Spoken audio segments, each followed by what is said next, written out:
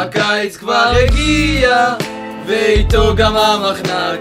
כמה שחיכיתי כבר לפטל, ואיך אני מזיע. ופירוקים זה כבר סימן שעכשיו שוב חוזרים לשבת. שוב שבוע ביער ואין לי שום תירוץ, אחרי המשלחת אין לי כוח לחלוץ. עוקף את התור, סטופ! וכבר נכנס למקלחות, עוד לא 3 בצהריים, כבר סיימנו את המים. נכנסים לאוטובוס, נו יאללה בוא ניסע, עולים למחנה, חניכים והשכב"ג.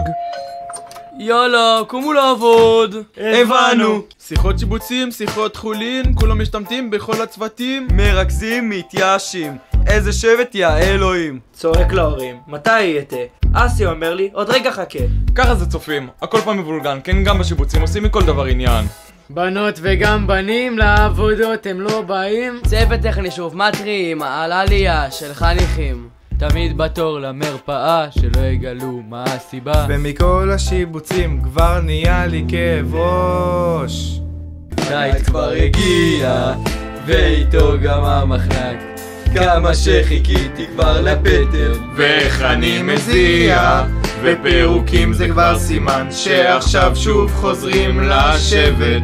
הקיץ כבר הגיע, ואיתו גם המחנק. כמה שחיכיתי כבר לפטל, ואיך אני מזיע. ופירוקים זה כבר סימן שעכשיו שוב חוזרים לשבת.